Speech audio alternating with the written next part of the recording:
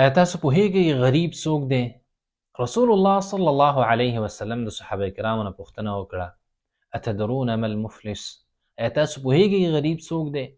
صحابه کرامو ته وفرمایل په موږ کې غریب هغه څوک دی د الله نبی چې هغه مال نه لري، هغه درهم او دینار نه لري، هغه د دنیا ساز او سامان نه لري. نبی کریم صلی الله علیه وسلم ته وفرمایل وایي زما د امت نه غریب هغه څوک دی چې د قیامت په ورځ باندې راشي، منځونه یې کړي، روژې یې نیولي، زکاتونه یې ورکړي. په یو روایت کې راځي دومره نیکیانې کړي، دومره نیکیانې لکه د غرونو په شان، دومره زیاتې نیکیانې کړي، لیکن په دنیا کې یو چا د کنځلې کړي، یو څوک یې وهلی، د یو چا مال یې خوړلی، په یو چا یې بهتان او تهمت لګولی، د یو چا وینې تویې کړي، نو دغه خلک به راوستلی شي او د دې د نیکیانو نه به د دې په بدله کې نیکیانې ورکولی کي. چاته یې کنځلې کړي، د دې په بدله کې به د انسان نه نیکیانې راواغستلی شي او هغې ته به ورکړی شي. یو څوک یې وهلی، د دیوالو په بدله کې به الله سبحانه وتعالی د انسان نیکیانې راخلي او دې بل نه به یې ورکړی. په یو چا یې بهتان لګولی، تهمت یې ورباندې لګولی، الله سبحانه وتعالی به د انسان نیکیانې راخلي او دې بل ته به یې ورکړي.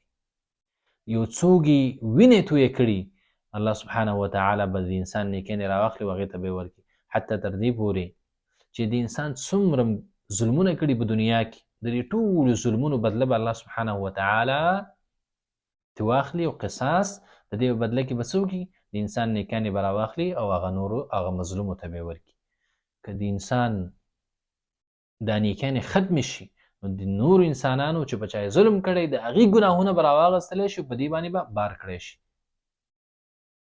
تر دې چې دا انسان به چېرته لاړ شي؟ جهنم ته. محترم، په دې حدیث کې یو څو ډېرې ناشنا خبرې دي. اول خو هغه خلکو ته یره ورکړی شوې ده چې هغه په نورو خلکو باندې ظلمونه کوي، د ظلم نه ځان وساتئ. که هغه وال دي، که هغه د یو چا مال خوړل دي، که چا باندې بهتان لګول دي، تهمت لګول دي، که د یو چا وینه تویول دي، که یو چا ته کنځلې کول دي، د دې نه ځان وساتئ. که نه یې د قیامت ورځ باندې به د ذرې ذرې حساب تاسره کېږي.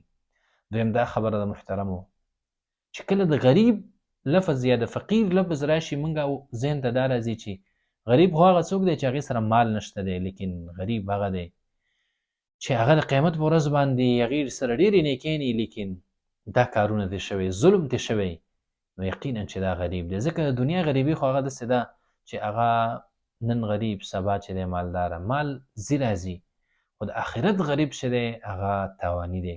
الله سبحانه وتعالی دې موږ د آخرت د غریبانانو نه وساتي، او الله سبحانه وتعالی دې موږ د ظالمانو نه ګرځي، او الله سبحانه وتعالی دې موږ په خپل امن کې د جهنم د اور نه وساتي. والسلام علیکم ورحمة الله وبرکاته.